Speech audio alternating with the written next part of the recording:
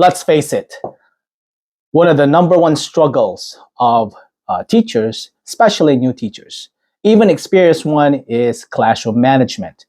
If you cannot manage your class, it will be very difficult for you to teach, especially if your students are below grade level.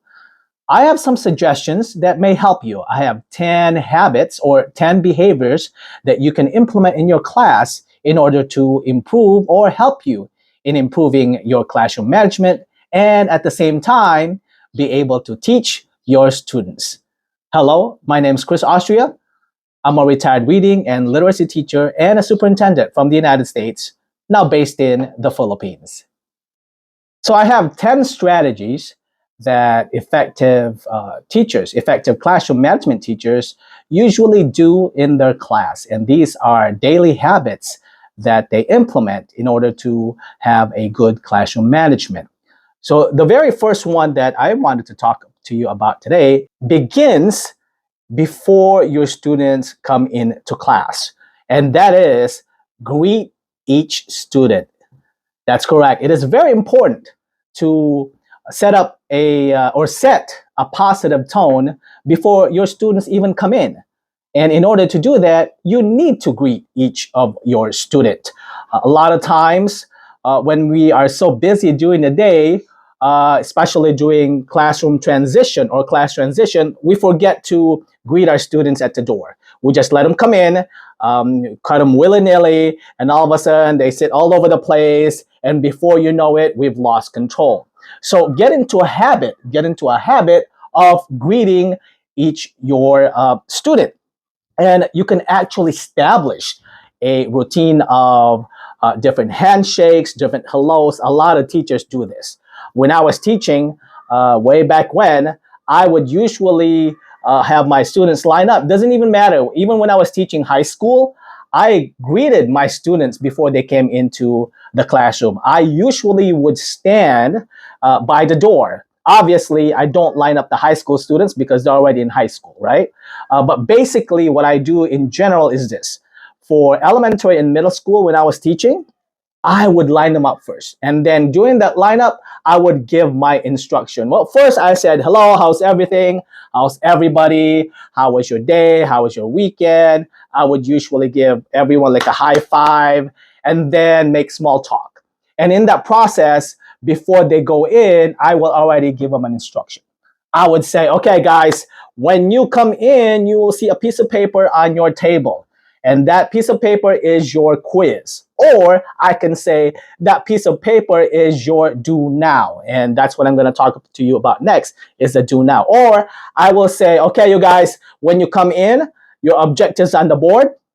The activities are on the board. So please make sure you take out your notebooks. That way, when I give those instructions outside, I save time when they come into my classroom. In addition to that, you set a positive tone, right? It always feels good when your teacher is greeting you before you even come inside the classroom. It just sends a message to your students that you do care and that you look forward to seeing your students. There's nothing worse than a student coming in and they see the teacher sitting on his or her by her table and on the phone and not paying attention when the kids come in, right? Or just relaxing, drinking a coffee and chilling and sipping a soda or whatever. So that's the very first thing that I would recommend for you to do is to greet your students before they come into the classroom. You can set a positive tone. You can even do a routine or a specific handshake for every student. And I've seen this a lot on YouTube and on TikTok where teachers develop different handshakes or different hello for each student. It's actually a very effective strategy in setting a positive tone in your classroom. So I recommend that's the very first thing I would recommend for you to do. And make it a habit. All right. Do not break that habit. Make it a habit. Make it every day. It doesn't matter if it's the day before a vacation, the day before a holiday. Make it a habit to greet your student before they come in to the classroom. Now, if you're dealing with the high school students, you don't no need to line them up, no need to line them up, but stand by that door and say hello. Say, hey, how you doing? How was your weekend? You okay? Right? Or how are you, sir? How are you, ma'am? That's just sets a positive tone. And then as they come by through you, you can give them a quick instruction. I say, all right, you guys, when you come in, have a seat, take out a pencil. There's an activity for you on the table. Okay. So again, very first thing you need to do to have an improved classroom management is greet each student at the door. The second strategy that I wanted to talk about is what we call a do now activity. And I mentioned that on my first strategy of greeting each student. The do now activity is a very quick assessment of a previous lesson, right? So you can do it as like a quick quiz. It could be in math. It could be doing speed math or math facts, doing multiplication, addition. For reading or for English, it could be a quick journal, asking them to do a journal. Or if it's a reading, give them like a paragraph to read and have the students react to it, right? Or it could be just asking the student to quickly read a paragraph orally to themselves, right? Not so loud. So the idea of a do now, all right, and it has to be no more. I would recommend no more than 5 minutes and at the most 7 minutes because you don't want it to be taking so much of your instructional time, right? The do now activity is actually a way to warm up your students, all right? So if it's something that you're doing that you just wanted to check if they remember the lessons from yesterday, that's a perfect do now. Or it could be a preview of what you are about to talk about, what you're about to study. So do nows are warm up activities. You're warming up their brains. It gives the students time to compose themselves, to calm down before you get into the nitty gritty of your lesson. So it's very, very important. Now, I talked about the length of time, and this is very important. Do now, again, I want to emphasize this. Do not make it over 7 minutes. But my recommendation is keep it within the 5 minute time frame because if you do it too long, again, it'll take over your class time. All right. Do now also needs to be something that it's prepared, even though it's a quick assessment or a quick checkup on what your students have learned. It cannot be something that you're just making up, right? It has to be your do now in order for it to be effective. It needs to be tied into your previous lessons or the current lesson. All right. That way it's purposeful and the students will think that, oh, it's not just something that Mr. Austria is just throwing it in here to make us busy.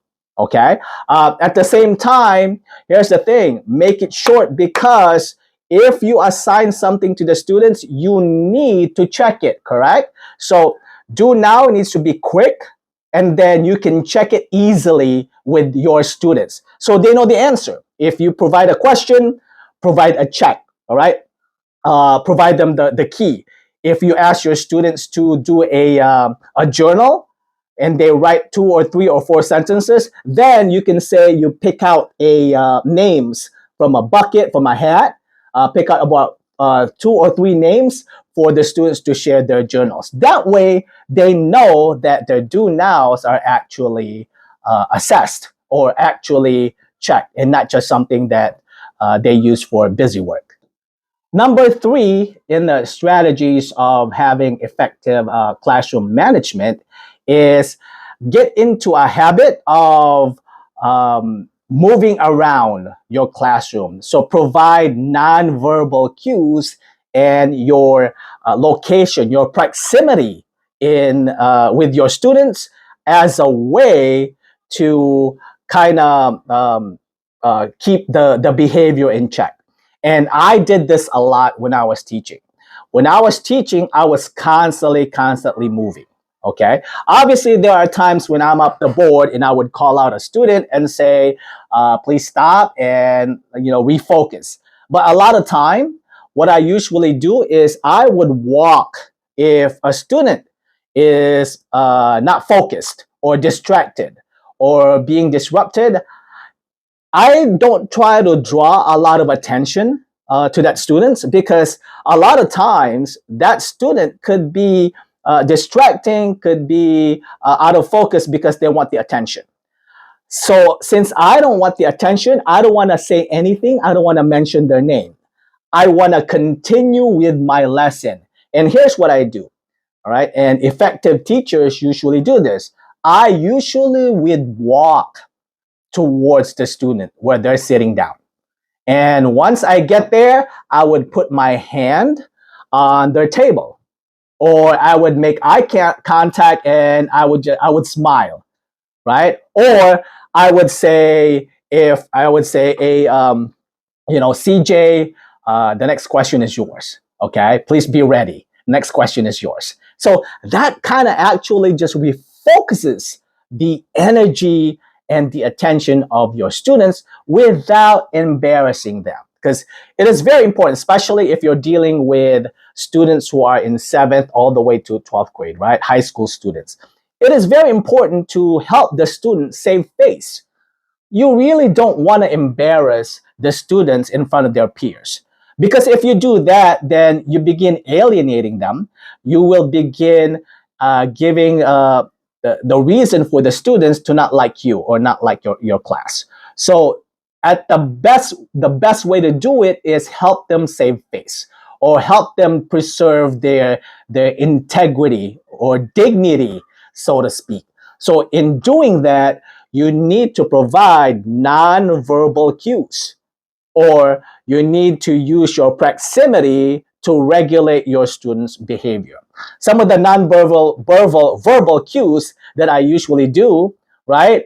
I would usually would say to a student who usually cannot focus, or because sometimes some students have special needs, right? If the student has special needs and they have ADHD, attention deficit hyperactivity disorder, is some of one of their disability, or they're autistic and they can't focus, I would easily say, all right, okay, Nikki, here's what I'm gonna do. Whenever you see me go like this, it means that I want you to focus because you're being distracted. So those are non-verbal cues. I try not to um, uh, get a lot of attention, or direct a lot of attention to that students. Okay. Some of the stuff that I usually do, and effective classroom managers would do this, and I usually just raise my hand. Everyone knows that. So if I raise my hand, it means I need your focus, right? I raise my hand, I need your focus. When I was teaching, I'm constantly talking.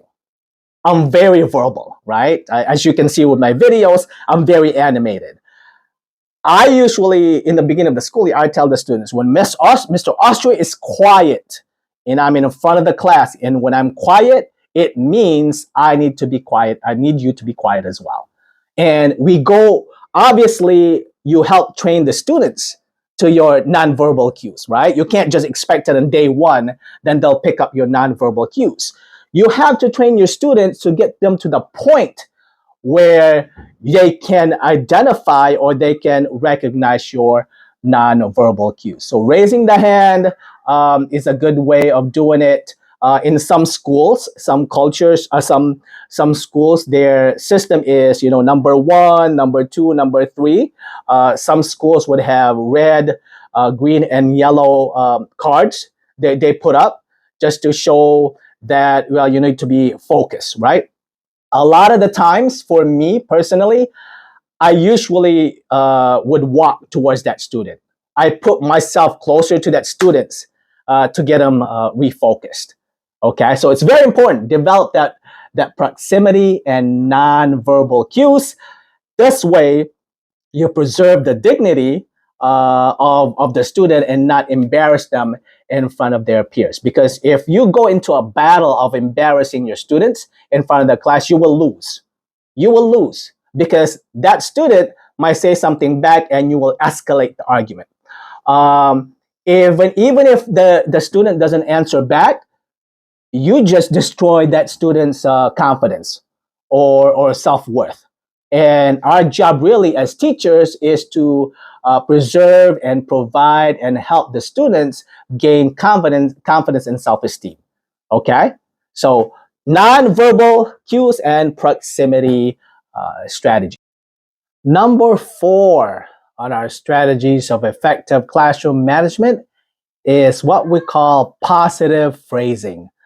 Positive phrasing simply states that instead of saying, stop talking, you ask the students, please raise your hand if you have something to say. Positive phrasing removes the negativity and turns it into a positive. As an example, here at American School, basically our buildings are separated, they're far apart from each other. So there's a lot of opportunities of our students to walk through the campus and to prevent injuries.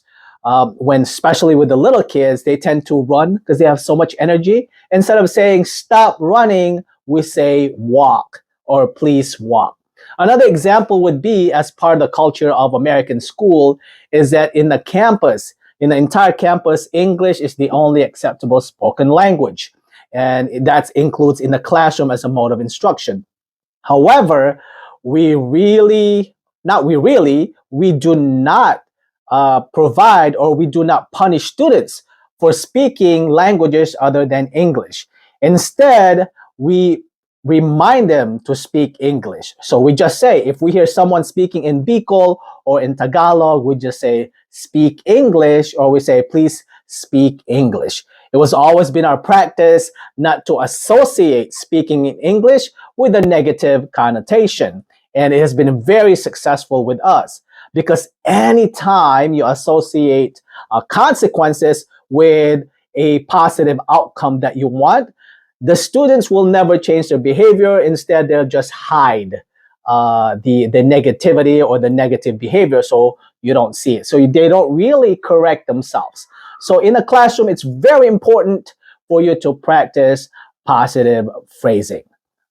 Keep that in mind. Instead of saying, don't talk, say, raise your hand, please. Or another example would be if someone is constantly getting up, and the example that I use, throwing paper balls in the garbage. Instead of saying, stop doing that, don't throw garbage during my class time, just say, please wait until class is over till you can throw your garbage. Okay? All right. That's positive phrasing. Suggestion number 5 to improve or make your classroom management better is what we call tiered consequences. Tiered consequences. What do we mean by that? Tiered consequences meaning this. If a student does something, right, and it's their first time doing it, violating the rule, you don't go from 0 to 100 right away. Okay, you don't go from suspension right away. In other words, here's an example. If one of your rules in your classroom is, do not get up while you're teaching, all right? Don't throw garbage while the teacher is teaching. And if a student stands up and throws a garbage while the teacher is teaching, obviously you don't start yelling at the kid and say, hey, what did I tell you? I told you to tell. There you go, detention. We don't do that. All right. First of all, you provide a warning. Okay. You say, okay, that's a warning. Please have a seat. Right? No consequences. It's just a warning, just a reminder. If the student does it again, I would say, because I'm trying to correct the behavior, right? A lot of times, especially with students, they cannot change their behavior immediately. So the second time I said, all right, Chris, that's your second warning. The third one, I'm going to have you write a reflection. Okay. So when the third one comes in, I said, okay, you're going to have a reflection. Please give me a paragraph right now of why you shouldn't get up in throwing the garbage. Now, on the fourth one, then you can say, okay, every time you get up now, you owe me 5 minutes for recess, and so on and so forth. Because if you really think about it, in the scheme of things, getting up and throwing that garbage while you're teaching is not the biggest thing in the world, right? So it's a habit that you need to break, but it's not something that is an emergency. And when you scale that, you can say, okay, the next thing that I'm going to do, if you keep doing this, I'm going to give your mom or dad a phone call, and we're going to have a discussion, right? And after that would be a detention, and you scale it up to all the way to send them in the office.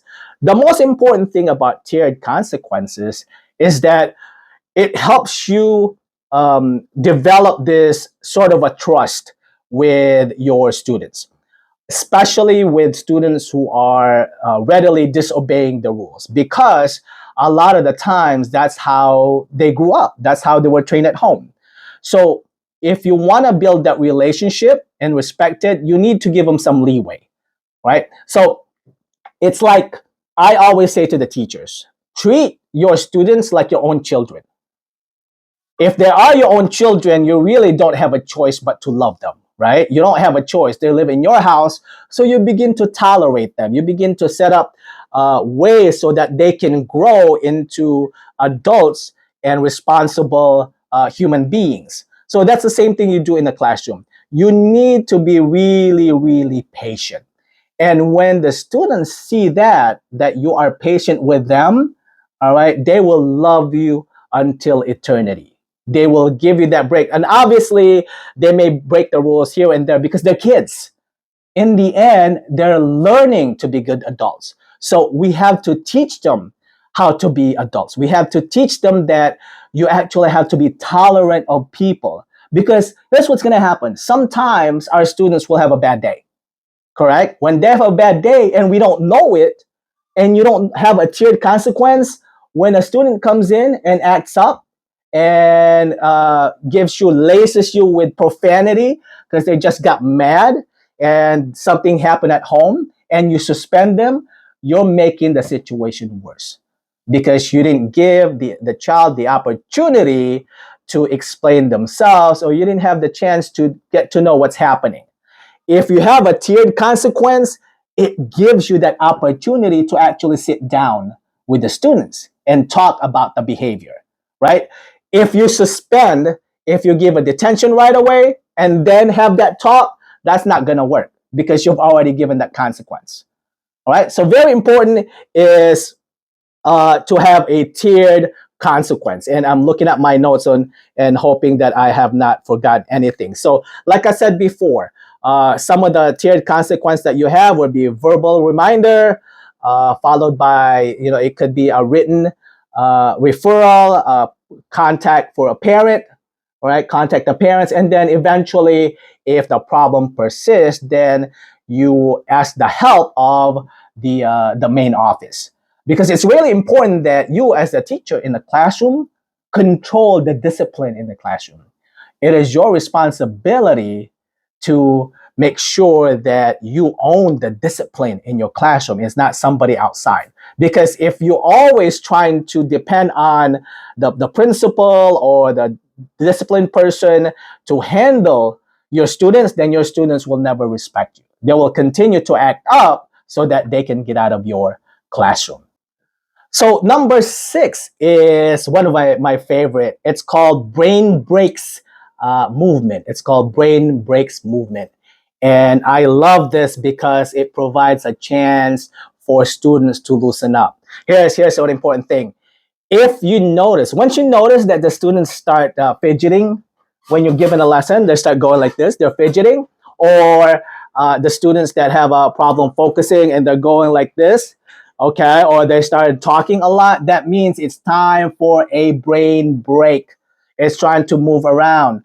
A lot of the very successful teachers that I've seen, they would have the students stand up and then they would do like a little jumping jack. Some teachers that I've seen would dance while they're sitting in class. Some teachers would actually perform for their students. Some teachers who love to play the guitar or to sing, they will sing to their students. So it's very important to give students brain breaks, because it's like, I don't have any rubber band here. You know how a rubber band is? When you stretch that rubber band and when it's taut, right? Taut, right? If you hold that rubber band taut this long, eventually it'll snap, right? That's the same thing with our focus in our brain, especially with students. If you keep holding that attention span of your students, this much and it's taught, it will break and they will go crazy and they will act up in your class. You know as well as I do that as adults, it's very difficult for us to focus and sit. Can you really sit for an hour or 45 minutes just listening to lecture? You can't. Sometimes you daydream. You're able to regulate yourself because you're an adult. There are times when you just get up and go to the bathroom or get a drink of water and come back because you're an adult. Imagine a child. Imagine your students. Imagine somebody who is in first grade, kindergarten, right? When they still cannot regulate their own behavior. So you need to provide those brain breaks. You need to give them that movement.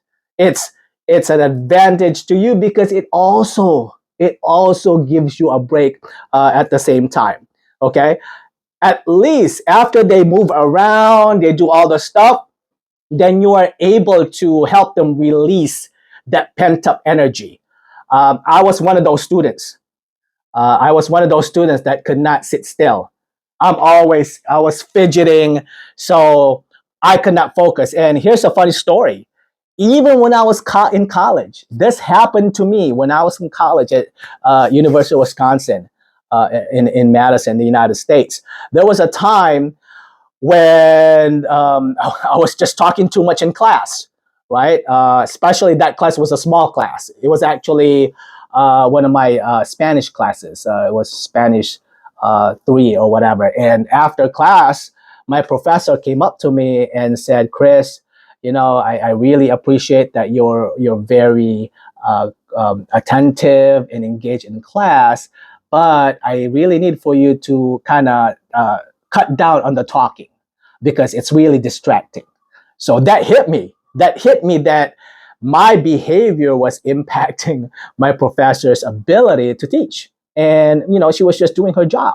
So I apologized to her and said, okay, I will. And then I corrected it the following day, right? Because I am just that type of person, right? And sometimes I see that with when I'm giving seminars.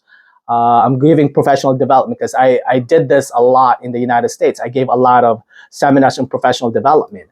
I usually take a temperature of where my the crowd is, where my audience is. When I start seeing that they start looking around, they're going like this, or they start checking their cell phone or whatnot, I know that I'm losing them. So what I usually do is the easiest thing. I say, all right, 5-minute breaks, go to the bathroom, take a drink of water, and then come back, right? Or if I cannot give them a break, I would usually say I would do like a little game. I group them so they can just move around. So those are the things that you can do in order to make sure that you give them a brain break, all right, to get them moving. Very important in making sure that you have an effective classroom management. Number 7 in the strategies of effective classroom management is what we call classroom economy. Classroom economy, what does it mean? It's rewarding the students some incentives, giving them points, giving them stickers, giving them play money or cards or chips for every positive behavior that they do or every task that they complete. And this is important because students need to know that when they do something good, they can be rewarded. Okay. Don't say, oh, they should be behaving anyway for the sake of behaving. That's not going to happen. Our children have grown up in a different world. They're grown up in a social media and video games world where instant gratification is key. Where when they play a video games, if they play it long enough, they know that they can succeed. If they watch social media, they have a payoff, right? In terms of make themselves feel good. So in your classroom, if they complete a task, if they're following what they're supposed to be following, then give them a reward, and in a form of, say, play money or chips, and they can use those chips and play money in your makeshift classroom store.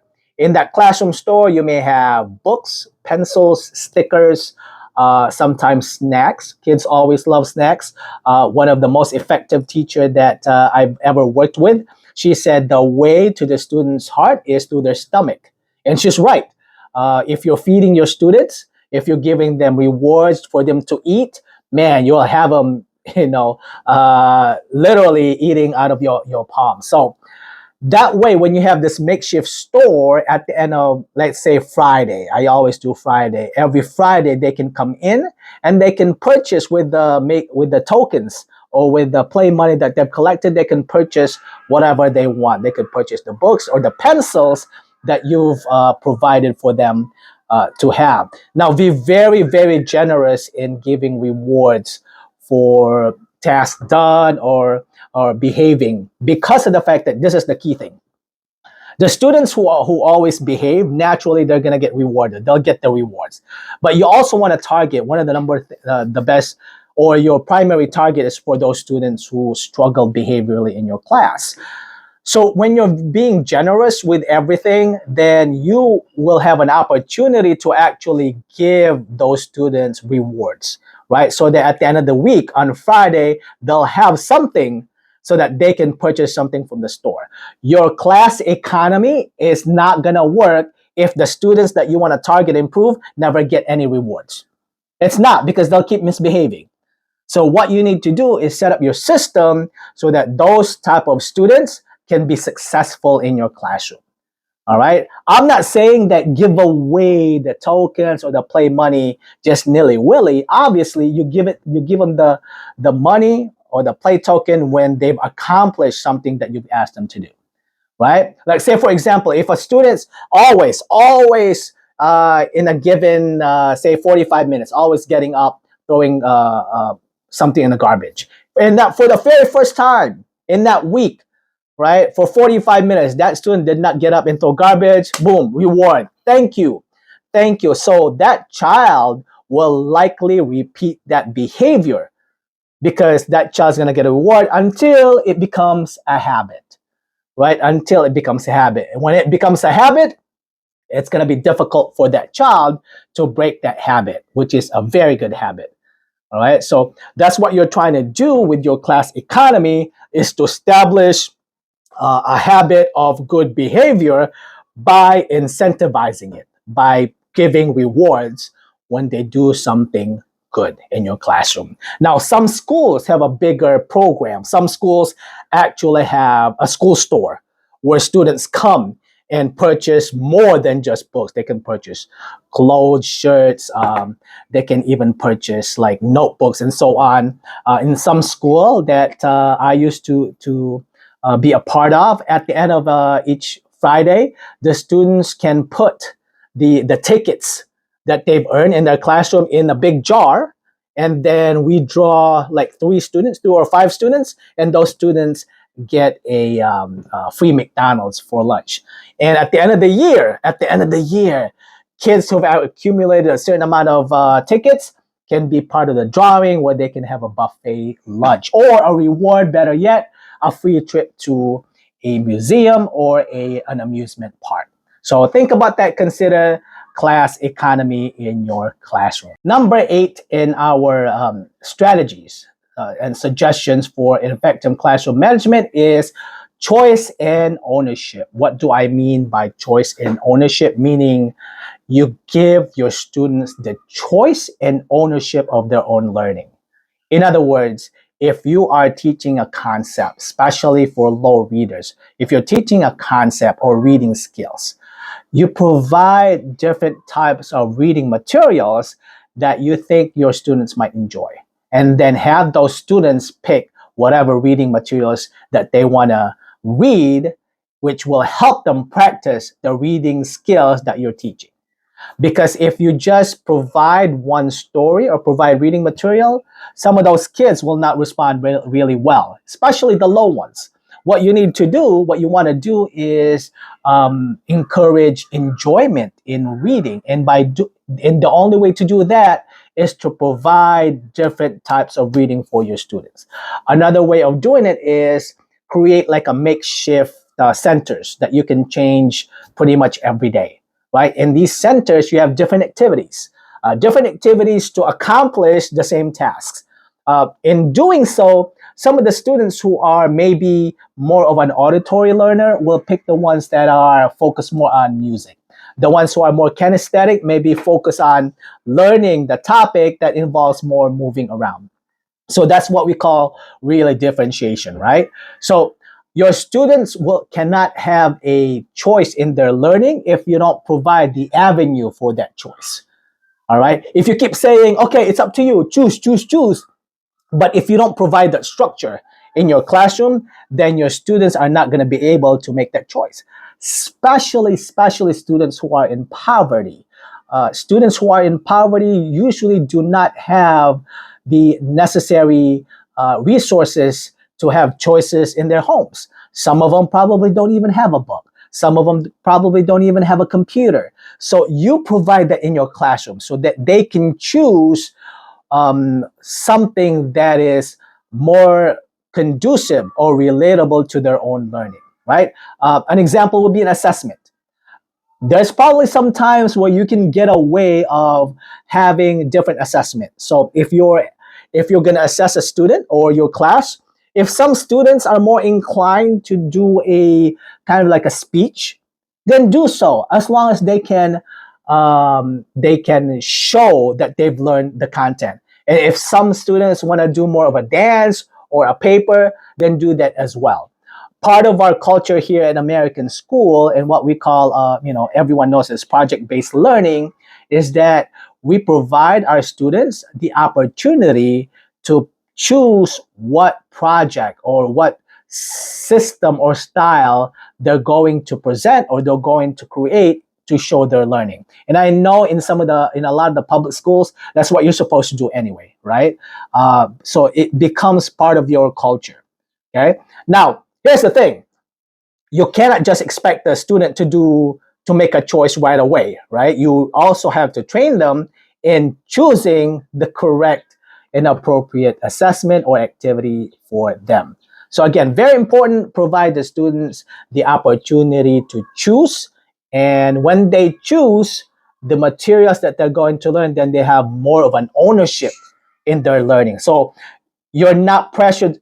I'm not saying pressure, but it's not always have to be you as the teacher who's providing and guiding. When the students have ownership in their learning, they're going to be more engaged and they're going to make your job a lot easier. Number nine. Number nine is something that is very prevalent in a lot of schools, especially here in the Philippines, is providing students the opportunity to lead, have a leadership role in your classroom. When you actually give your students the responsibility of making sure that their classroom runs smoothly, you'll be surprised how much change how much change occurs in their behavior. So what are these responsibilities? It could be as easy as a line leader, right? For the little kids, make them a line leader so that line is straight before they go into the classroom or before dismissal going into the bathroom. That's number one. Another one could be a paper passer, right? Somebody passing the paper, someone in charge of raising the board. In some schools, I know you have the president, vice president of the classroom. Those are really awesome things. You're providing the students leadership. By doing that, you're giving the students a sense of responsibility that their behavior is actually important. Their leadership was important to the smooth running of the classroom. So, again, this is going to be a small and short thing. One of the things that you can do is, you know, um, have the post the jobs, the weekly jobs on the board. I used to do this, even high school students. Even high school students, when I was teaching high school here in the Philippines and in the United States, I'd give jobs. All right, I said, and the job changes because especially in the high school students, like I don't, not so much here in the Philippines, but in the United States, students who are in the high school, usually a lot of them get jobs, and they know that they have to be responsible in order to get paid. So it's something actually you're training the students to be prepared for the real world by giving them leadership roles and training them to do their job well in the classroom. So there's a lot of things that you can do to give the ownership of the student in their classroom. Now, here at American School, even before, and this happened as we added grades, now we are complete. We're pre-K to 12. Our high school students, even our sixth grade students, our high school students are so used to having leadership roles in the school. They're so used to it. We've trained them. Quite honestly, right now with our Battle of Ancient Civilization, this big event that we have, the majority, the bulk of the choreography, yes, I'm having problem pronouncing it. The bulk of that, the bulk of practice, the bulk of organization, the senior high students have done the majority of the job. They've choreographed, or even I'm saying the high school students, they've choreographed the dances for their little brothers and sisters, the little ones.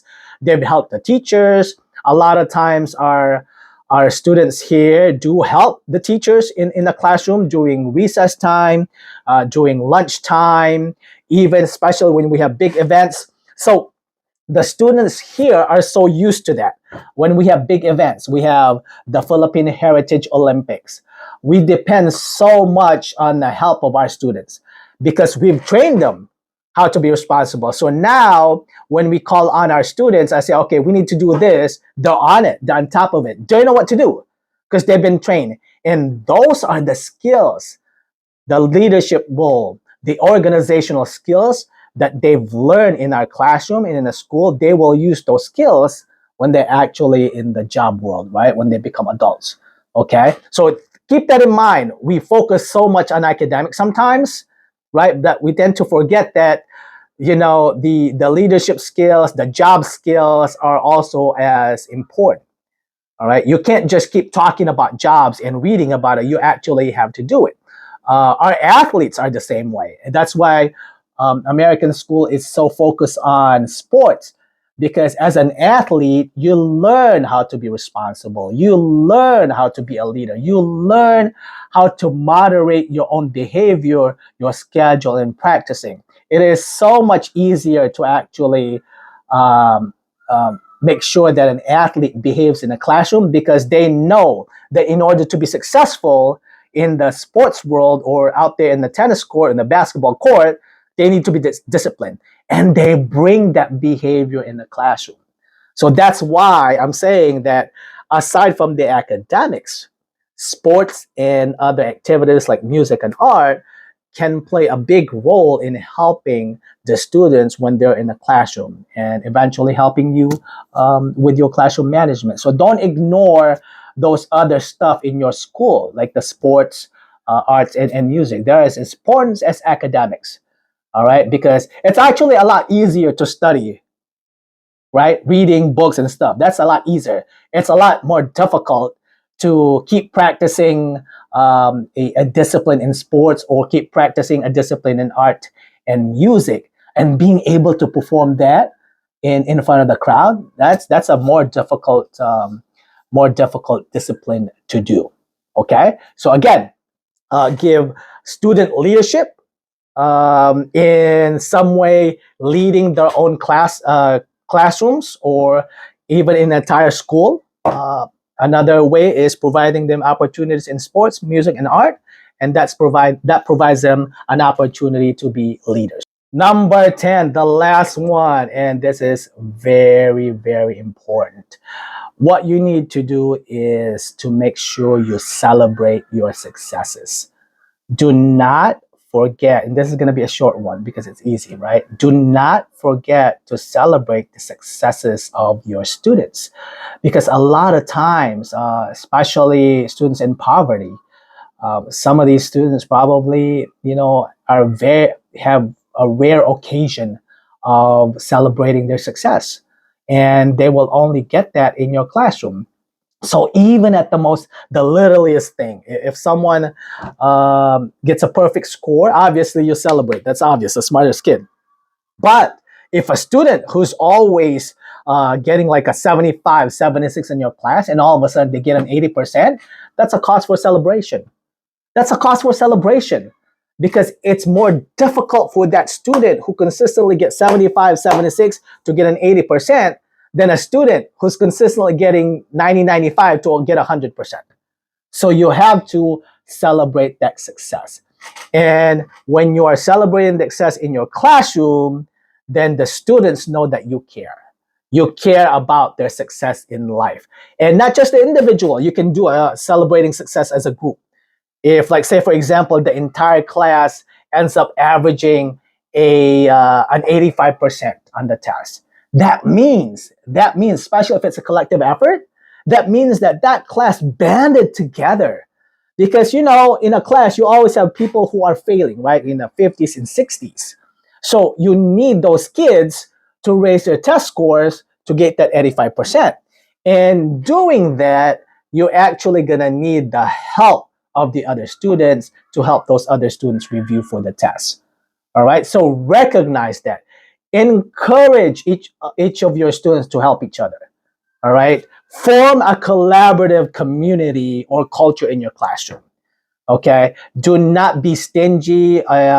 Don't obviously you don't want them cheating. That's not what I'm saying. What I'm saying is encourage your students to help each other, especially the ones who are struggling. Help them to study. We do that at American School all the time. We encourage the students to help their classmates. We are not really so focused on the rankings, who's number one, number two. Eventually, I mean, we do have rankings, like when we have commencement program, we say, okay, this person had a top score, so on and so forth. But during the school year, we mostly focus on the kids helping each other. All right, we don't focus so much in the competition. Even under competition, this battle of ancient civilization, we have different civilization competing against each other in speech and dance and work and costumes. But we also require everyone to help each other, right? Because here's what we do. We say, okay, even though you're competing against each other, we're still one school. And as one school, we have to present this to the public. Because our Battle of Ancient Civilization is always open to the public at Robinson's Mall. So people all over the city of Naga can come and watch our students perform, right? So in order for us to be successful, everyone must help each other. But at the same time, right, they also have to compete with each other. So for me, I coach all the students in the speeches. Right? I coach everyone in their delivery. We have one person who's very good in dancing, or a couple of people, but they also help in the choreography of the other civilization. Okay, because at the end of the day, it's a collaboration. And then if everyone's successful, if everyone does their job, then we all succeed. That's how we celebrate the success. And we give each one a high five. And celebrating successes doesn't have to be a lot of prizes and stuff. It could be when somebody gets an answer, we give them, like, 5 clap, 1, 2, 3, 4, 5. Hey, celebrating successes. All right, we give a shout out constantly. I say, all right, we want to give a shout out to Chris for doing well and the last quiz. Good job, Chris. Good job. And we clap our hands. Right. So do not forget to celebrate the successes of your students. So there you have it. You have 10 very important strategies that you can use to be able to have a good classroom management in your class. The key thing here, I want to tell you guys, ladies and gentlemen, is consistency. All right. If you want a good classroom management, you have to do this every day. You can't just do it one day and forget about it and then come back to it the following day. As an example, is greeting your students. You cannot just all of a sudden greet the students Monday, Tuesday, and then forget about it. And then, oh, I got to greet the students on Friday and then forget about it and do it again next following Tuesday. It doesn't work that way. In terms of celebrating successes, you have to be consistent. When you are consistent with it, it becomes a habit, right? When you have a habit of doing something like this, right, then that reflects to the students, and the students will also get into a habit. The students will learn your own habits. The student will expect you to greet them by the door. The students will expect you to write the do nows on the board. So, very important. In order to be successful in your classroom management, in building positive habits, you have to do it every day. Please do not forget to subscribe to our videos so we can produce more videos like this one. So subscribe to our YouTube channel. Maraming salamat po sa panonood. Hanggang sa muli.